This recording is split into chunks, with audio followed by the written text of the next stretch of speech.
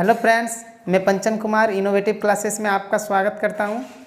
Friends, हम लोग पिछला वीडियो में पढ़े थे कि धातुओं का निष्कर्षण, मेटल का एक्सट्रैक्शन कैसे किया जाता है।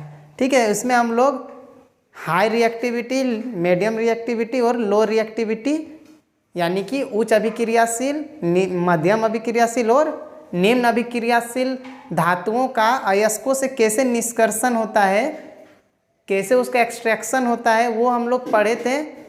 ठीक है, वो देखे थे कि किसका कैसे होगा। वो सक्रियता श्रेणी हम लोग फिर से एक बार और देखते हैं, क्या था।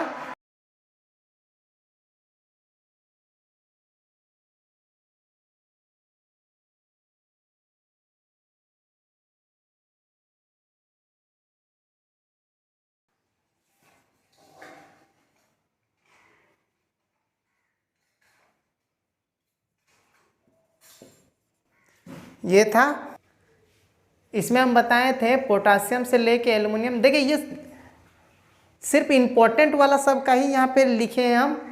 ये नहीं कि यहाँ पे सारा एलिमेंट जितना है सब लिखा हुआ है। बस जो जो इम्पोर्टेंट है, जो एग्ज़ाम के लिए इम्पोर्टेंट है, बस वही सब जो एग्ज़ाम में आते हैं, बस वही सब का यहाँ पे लिखे हैं। ठीक है, जो इम्पोर्टेंट है। तो देखिए, पोटासियम से लेके एल्युमिनियम तक ये उच्च अभिक्रियाशील है, हाईली रिएक्टिव है। उसके बाद यहाँ जिंक से लेके कॉपर तक ये क्या है, ये मध्यम अभिक्रियाशील धातु है। ठीक है, मीडियम रिएक्टिविटी वाले। और ये जो है ये निम्न में आते हैं। ये जो कॉपर है, ये दोनों, ये जो है ये कम में भी आ सकता है, अधिक में भी। ये दोनों तरफ का फायदा लेना चाहता है। ठीक है, तो ये कभी कम वाला के जैसा भी हो सकता है और मध्यम वाला के भी जैसा हो सकता है। ठीक है, तो देखिए, हम लोग पढ़े थे पिछला वीडियो में कि जो अधिक अभिक्रियाशील है, इनका विद्युत अपघटन, इलेक्ट्रोलाइसिस के द्वारा इसका एक्सट्रैक्शन किया जाता है। जो इनका ओर होता है यानी अयस्क जो होता है, उससे जब शुद्ध निकालना होता है, यानी प्योर मेटल को जब निकालना होता है, तो क्या किया जाता है, इलेक्ट्रोलाइसिस किया जाता है इनका। और इन लोग में हम क्या बताए थे, या तो ये कार्बोनेट होते हैं या सल्फाइड के ओर होते हैं यानी अयस्क होते हैं। तो कार्बोनेट वाला का कैल्सिनेशन किया जाता है यानी कि निस्तापन, और जो सल्फाइड वाला होता है उनका भर्जन किया जाता है यानी कि रोस्टिंग किया जाता है। ठीक है, और ये जो होते हैं, ये जो सबसे नीचे आते हैं, ये बिल्कुल फ्री मिल जाते हैं। ठीक है, मतलब इन लोग के लिए ज़्यादा कुछ करना नहीं पड़ता, ये फ्री स्टेट में ही मिल जाते हैं, क्योंकि ये बहुत ज़्यादा कम अभिक्रियाशील है, जिसके कारण ये नेचर में फ्रीली अवेलेबल होते हैं। ठीक है, तो अभी हम लोग देखने वाले हैं extraction of metal of high reactivity.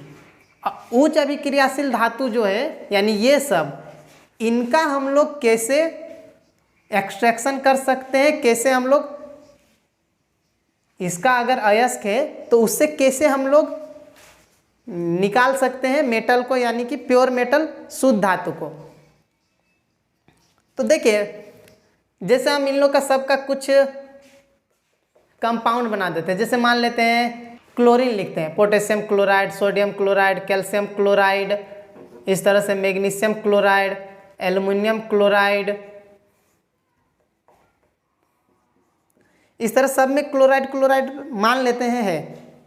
तो देखिए, ये सब जो होते थे, इनमें क्या होता है कि इन लोग को अगर हम लोग ऐसे ही, इन लोग का तो हम लोग कार्बोनेट और सल्फाइड के ही बारे में पढ़े। तो इन लोग को हम लोग क्या करते थे, निस्तापन या भर्जन यानी कि कैल्सिनेशन या रोस्टिंग कर देते थे, जिससे क्या होता था, इन लोग का ऑक्साइड बन जाता था। और ऑक्साइड बनने के बाद उन लोग का रिडक्शन यानी कि अपचयन करके हम लोग शुद्ध धातु ले सकते थे। लेकिन ये सब जो होते हैं, ये अधिक अभिक्रियाशील है, बहुत ज़्यादा रिएक्टिव है। इसके कारण क्या होता है, इन लोग के बीच जो बॉन्ड बनता है, ठीक है, वो बहुत ज़्यादा ताकतवर होता है। इससे क्या होता है कि अगर हम लोग इन लोग को जिस मेथड से अलग कर रहे थे, यानी प्योर मेटल जैसे एक्सट्रैक्ट कर रहे थे, इन लोग का मेथड, वो अगर इसमें हम लोग लगाते हैं, मतलब इसमें अगर हम लोग कैल्सिनेशन या रोस्टिंग, ठीक है, या रिडक्शन करते हैं कोई, जैसे कि कार्बन से या कार्बन मोनोऑक्साइड के द्वारा हम लोग रिडक्शन करके निकालते थे मेटल। लेकिन जब यहाँ पे रिडक्शन करेंगे उन लोग के द्वारा कार्बन से, तो वो इनको अलग नहीं कर पाएगा। ठीक है, कार्बन इन लोग को अलग नहीं कर पाएगा, उच्च अभिक्रियाशील, मतलब वो काम हम लोग का बेकार हो जाएगा, इन लोग अलग नहीं हो पाएगा। इसके लिए हम लोग को कोई और मेथड लगाना पड़ेगा। तो वो मेथड कौन सा होगा? तो वो हम लोग मेथड लगाएंगे इलेक्ट्रोलाइसिस का। ठीक है, दिख नहीं रहा होगा, इलेक्ट्रोलाइसिस, जिसको विद्युत अपघटन कहा जाता है। ठीक है, अब देखिए इलेक्ट्रोलाइसिस के द्वारा हम लोग उसको कैसे अलग कर सकते हैं। ये सब क्या है, जैसे सोडियम है, पोटेशियम, ये सब तो ज़्यादा अभिक्रियाशील है। हम यहाँ पे सोडियम क्लोराइड का बताते हैं क्योंकि एनसीईआरटी बुक में सोडियम क्लोराइड का ही बताया गया है। ठीक है, तो इसको हम लोग कैसे सोडियम क्लोराइड को में से सोडियम और क्लोरीन को अलग कैसे करेंगे हम लोग, और जब अलग हो जाएगा तो सोडियम हम लोग को मिल जाएगा। तो देखिए क्या किया जाता है, एक बर्तन लिया जाता है। ठीक है, विद्युत अपघटन में यानी इलेक्ट्रोलाइसिस में क्या किया जाता है। देखिए एक बर्तन रहता है, इसमें क्या किया जाता है, जिसका भी हम लोग को एक्सट्रैक्शन करना है, जिससे भी हम लोग को मेटल निकालना है, तो उसको हम लोग मोल्टेन फॉर्म में लेंगे, पिघला हुआ रूप में। जैसे सोडियम क्लोराइड कर रहे हैं तो इसका हम लोग सोडियम क्लोराइड यहाँ पे लेंगे, लेकिन कैसा फॉर्म में,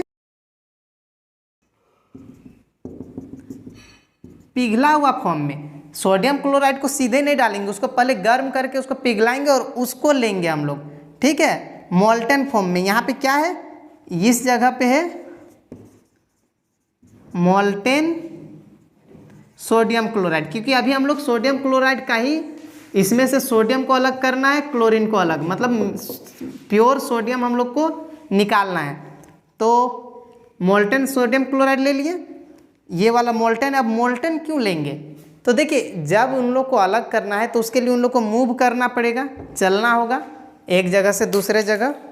तो मूव उन लोग कैसे करेगा, अगर हम लोग डायरेक्ट सोडियम क्लोराइड ले लेंगे तो वो सॉलिड फॉर्म में ठोस रहेगा, और ठोस में क्या होता है, जो आयंस होते हैं वो चल नहीं सकते हैं। ठीक है, तो यहाँ पे देखिए क्या होगा कि जो चार्ज है, मतलब जब इसको हम लोग मोल्टेन फॉर्म में पिघला हुआ रूप में या गलित अवस्था में लेते हैं, गलित सोडियम क्लोराइड लेंगे, गला हुआ। ठीक है, तो इसमें जैसे जब घोल देंगे तो इसमें क्या होगा, इसमें बहुत सारा सोडियम का प्लस आयन और क्लोरीन का माइनस आयन, क्योंकि NaCl है तो इसमें सोडियम प्लस और क्लोरीन माइनस आएगा। तो इस तरह बहुत सारे sodium plus chlorine minus, sodium plus chlorine minus, इस तरह बहुत सारे आयंस के रूप में ये बदल जाएंगे। ठीक है, अब यहाँ से हम लोग को सोडियम को अलग रखना है, क्लोरीन को अलग रखना है। तो यहाँ पे 2 इलेक्ट्रोड रहते हैं। ठीक है, 2 इलेक्ट्रोड लेना है,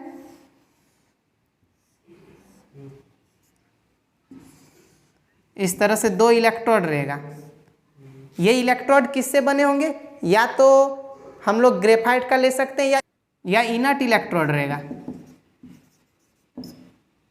ये इनर्ट इलेक्ट्रोड है।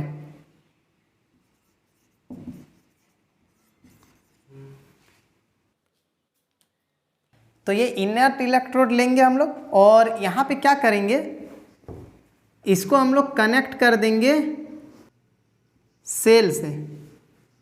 अब देखिए किधर प्लस और किधर माइनस लेंगे, एक साइड प्लस एक साइड माइनस, ऐसे कोई मैंडेटरी नहीं है, किधर भी ले सकते हैं, लेकिन एनसीईआरटी बुक में इस तरह से है, इस साइड प्लस है बैटरी का और इस साइड माइनस। ठीक है, तो जो इलेक्ट्रोड पॉजिटिव वाला टर्मिनल से, बैटरी का पॉजिटिव टर्मिनल से जुड़ा रहेगा, इसको बोला जाता है एनोड। ठीक है, इसको बोला जाता है एनोड, और जो माइनस वाला से जुड़ा हुआ है इसको बोला जाता है कैथोड।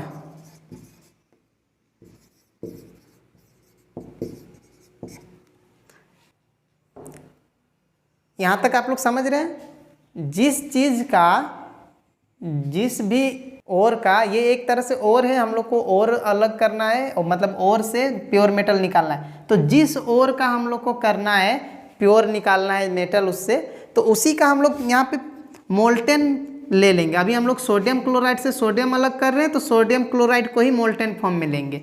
अगर पोटेशियम क्लोराइड का होता तो पोटेशियम क्लोराइड का यहाँ पे मोल्टेन फॉर्म लेते हैं। ठीक है। तो देखिए अब यहाँ पे क्या होगा, ये जो कैथोड है यहाँ पे ये नहीं है, ये छोड़ गया है, तो कैथोड है और ये एनोड है। ठीक है, और ये दोनों इनर्ट इलेक्ट्रोड है, मतलब अक्रिय वाले, मतलब किसी से रिएक्शन नहीं करने वाले इलेक्ट्रोड है दोनों। ठीक है, इन लोग को क्या कहा जाता है, इलेक्ट्रोड। तो एक को बैटरी का प्लस से जोड़ दिए जिसका नाम क्या होगा, एनोड होगा, और बैटरी का माइनस से जिसको जोड़े हैं उसको क्या बोलेंगे, कैथोड बोलेंगे। ठीक है, अब देखिए अब यहाँ पे बैटरी का स्विच को ऑन कर दिए, मतलब अब यहाँ से करंट पास होने लगा। अब यहाँ पे क्या होगा कि ये माइनस चार्ज है, बैटरी में एक तरफ माइनस है तो यानी माइनस चार्ज है, मतलब इस इलेक्ट्रोड में सिर्फ माइनस चार्ज आएगा और इधर वाला में प्लस चार्ज होगा ना। अगर बैटरी का जिस साइड बैटरी का प्लस चार्ज जुड़ा हुआ है, प्लस टर्मिनल जुड़ा है, उस साइड का इलेक्ट्रोड में प्लस चार्ज आएगा, यानी कि प्लस आवेश आएगा, धन आवेश। और जिस साइड माइनस वाला जुड़ा हुआ है बैटरी का, माइनस टर्मिनल, ऋण टर्मिनल, उस साइड माइनस आयन यानी कि ऋण आयन यानी कि एनायन आएगा। ठीक है, अब देखिए चार्ज में क्या होता है, पॉजिटिव चार्ज और नेगेटिव चार्ज एक दूसरे को अट्रैक्ट करते हैं। तो अब यहाँ पे जो मोल्टेन फॉर्म में NaCl है, इसमें सोडियम प्लस और क्लोरीन माइनस है, तो ये सोडियम प्लस क्या होगा, ये तो नेगेटिव की तरफ अट्रैक्ट होगा, तो नेगेटिव चार्ज यहाँ पे है, यानी यहाँ पे इलेक्ट्रॉन है। नेगेटिव चार्ज का मतलब क्या है, इलेक्ट्रॉन है। तो ये सोडियम सारे क्या होंगे, जितने सोडियम इधर है जितने भी हैं Na+, वो सारे इस जगह इसमें आके चिपकने लगेंगे। क्यों चिपकेंगे, तो देखिए क्या होता है, ये जो कैथोड है, इन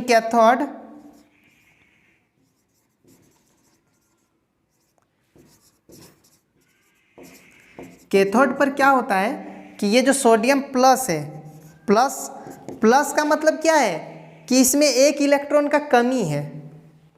प्लस आयन होने का मतलब क्या है, उसमें एक इलेक्ट्रॉन का कमी है, और क्लोरीन में माइनस आयन है, इसका मतलब इसमें एक इलेक्ट्रॉन अधिक है।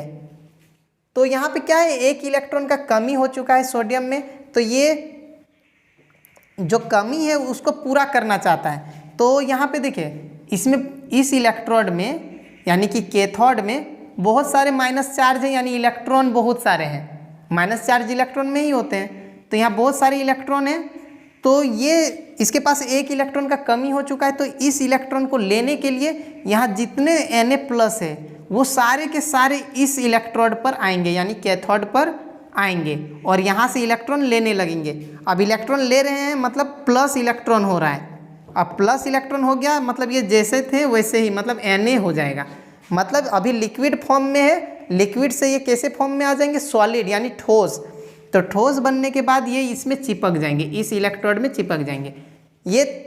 और बाद में क्या होगा, इस इलेक्ट्रोड को निकाल के इसको झटकेंगे या फिर और कोई प्रोसेस करके ये जितने भी सोडियम है ये बिल्कुल प्योर हो चुका है। अब यहाँ पे जो चिपका हुआ है कैथोड में, ये सारे के सारे सोडियम प्योर हो चुके हैं, बिल्कुल शुद्ध है। अब उनको सिर्फ अलग किया जाएगा, बस इससे हटा दिया जाएगा, तो प्योर बिल्कुल शुद्ध सोडियम हम लोग को मिल जाएगा। अब इस जगह पे क्या होगा, तो यहाँ पे क्या होगा, सो देखिए ये जो ये क्लोरीन तो नेगेटिव है, तो ये पॉजिटिव चार्ज की तरफ अट्रैक्ट होंगे, यानी कि धन आवेश की तरफ। ये अगर ऋण आवेशित है तो धन आवेश की तरफ जाएंगे, क्योंकि ऑपोजिट चार्ज जो होते हैं उल्टा, मतलब प्लस वाले और माइनस वाले एक दूसरे को अट्रैक्ट करते हैं। तो ये माइनस वाले हैं तो इस साइड आएंगे प्लस की तरफ। ठीक है, अब इसमें क्या है, इलेक्ट्रॉन इसमें ज़्यादा है, क्या बोले थे, माइनस है, इसका मतलब इसमें एक इलेक्ट्रॉन प्लस हो गया, ये जैसा का वैसा होना चाहता है। तो ये क्या होगा, एक इलेक्ट्रॉन यहाँ पे दे देगा, दे देने से क्या हो जाएगा, ये सिर्फ क्लोरीन हो जाएगा, सिर्फ क्लोरीन बन जाएगा। लेकिन क्लोरीन कभी भी अकेले इस फॉर्म में नहीं रहता है, हमेशा हम लोग क्लोरीन को Cl2 का फॉर्म में लिखते हैं, मतलब अकेले क्लोरीन नहीं रहता है। ठीक है, ये मॉलिक्यूल के रूप में रहता है। तो ये क्या करेगा, एक और क्लोरीन का आने का इंतजार करेगा। जब वो क्लोरीन भी आएगा और वो भी इलेक्ट्रॉन यहाँ दे देगा एक, तब क्या होगा, एक और क्लोरीन इसको मिल जाएगा और ये दोनों क्लोरीन Cl2 का रूप में हो जाएंगे। ठीक है, तो यहाँ पे एनोड में, ये एनोड है, एनोड में क्या होगा, एनोड में 8 एनोड, एनोड पर क्या होगा, ठीक है, यहाँ इन लिखे, यहाँ भी 8 ही लिखाएगा, 8 कैथोड और 8 एनोड। एनोड पर क्या होगा कि देखिए यहाँ पे क्लोरीन जो है इसमें इलेक्ट्रॉन का, इसमें एक एक्स्ट्रा इलेक्ट्रॉन आ चुका है, माइनस आ गया है, मतलब इसमें एक इलेक्ट्रॉन ज़्यादा है, तो ये क्या करना चाहेगा, एक इलेक्ट्रॉन देना चाहेगा, मतलब अपना जो एक्स्ट्रा आ चुका है उसको हटाना चाहेगा, तो ये माइनस करेगा इलेक्ट्रॉन, ये लूज करेगा इलेक्ट्रॉन, ये हटाएगा, तो इससे क्या हो जाएगा, ये सिर्फ Cl आ जाएगा, ठीक है। और ये Cl फिर एक और Cl से मिलकर Cl2 बनाएगा, जो यहाँ से इस जगह से Cl2 के गैस के रूप में निकलेगा, गैस के रूप में यहाँ पे निकलेगा, ठीक है।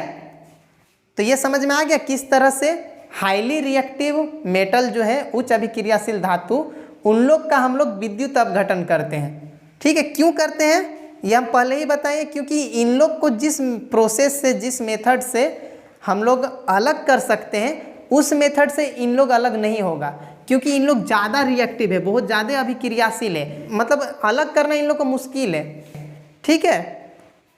और इसमें क्या होगा कि बिल्कुल प्योर मेटल, बिल्कुल शुद्ध मिल जाएगा। अब एक क्वेश्चन ये आएगा कि इन सब में इलेक्ट्रोलाइसिस क्यों नहीं किया जाता है, तो इन सब में इलेक्ट्रोलाइसिस इसलिए किया नहीं जाता है क्योंकि ये जो है ज़्यादा कॉस्टली होगा, ठीक है, और इसमें कम मेटल मिलेगा और खर्च ज़्यादा हो जाएगा, इसीलिए इलेक्ट्रोलाइसिस का यूज इन सब को करने के लिए, क्योंकि कम मतलब आसान प्रोसेस में जब हो सकता है, ये सब अलग हो सकते हैं, तो क्यों महंगा प्रोसेस को यूज किया जाए, आसानी से जब हो सकता है तो, ठीक है। तो ये चीज़ समझ गए, इलेक्ट्रोलाइसिस इसी को कहा जाता है। देखिए यहाँ पे एक तरह से क्या कर रहे हैं, ये रिडक्शन कर रहे हैं, अलग कर रहे हैं। देखिए यहाँ पे क्या हो रहा है, सोडियम में इलेक्ट्रॉन प्लस हो रहा है, और इलेक्ट्रॉन जब गेन होता है तो उसको क्या कहा जाता है, रिडक्शन, ठीक है। 10 क्लास में आप लोग ऑक्सीडेशन और रिडक्शन पढ़े होंगे, तो सिर्फ ये पढ़े होंगे कि ऑक्सीजन का बढ़ना और हाइड्रोजन का हटना ऑक्सीडेशन कहलाता है, और ऑक्सीजन का घटना और हाइड्रोजन का बढ़ना क्या कहलाता है, रिडक्शन। तो यहाँ पे अगर इलेक्ट्रॉन बढ़ रहा है तो उसको हम लोग रिडक्शन कहेंगे, और ऑक्सीजन अगर घट रहा है तो उसको हम लोग ऑक्सीडेशन कहेंगे, ठीक है। तो देखिए यहाँ पे क्या हो रहा है, सोडियम में यहाँ इलेक्ट्रॉन इसमें मिल रहा है ना, इसमें इलेक्ट्रॉन बढ़ रहा है, तो इस इलेक्ट्रॉन का गेन होना, बढ़ना क्या कहलाता है, उसको रिडक्शन कहते हैं, यानी कि अपचयन कहते हैं, ठीक है। तो इसीलिए इसका एक और नाम बोल सकते हैं हम लोग, इलेक्ट्रोलाइटिक रिडक्शन, ठीक है। ये एक इलेक्ट्रोलाइटिक रिडक्शन, रिडक्शन मतलब यहाँ रिडक्शन हो रहा है, इलेक्ट्रॉन गेन हो रहा है, मतलब इलेक्ट्रॉन बढ़ रहा है, तो इसको हम लोग रिडक्शन कहेंगे। और ये इलेक्ट्रोलाइटिक इसलिए है क्योंकि इलेक्ट्रोलाइसिस का मदद से, ठीक है, इस प्रोसेस के द्वारा हो रहा है, ठीक है। और यहाँ पे जो पिघला हुआ रूप में रहता है, इसको हम लोग बोलते हैं इलेक्ट्रोलाइट, मतलब ये पिघला हुआ सोडियम क्लोराइड है, लेकिन इसको हम लोग नाम क्या देंगे, कोई भी चीज़ हो सकता है इस सब में से, कोई भी पिघला हुआ रूप में, तो इसको नाम, एक नाम है इलेक्ट्रोलाइट, ठीक है। इसको बोलते हैं विद्युत अपघट्य, ठीक है। यहाँ पे जो लिक्विड रहता है पिघला हुआ रूप, उसको हम लोग विद्युत अपघट्य, इलेक्ट्रोलाइट कहते हैं, ठीक है फ्रेंड्स। तो आपको ये समझ में आ गया, ठीक है फ्रेंड्स। वीडियो अगर अच्छा लगा तो प्लीज़ लाइक कर दे, और अगर आप इस चैनल पर नए हैं तो प्लीज़ सब्सक्राइब कर दे। Thank you.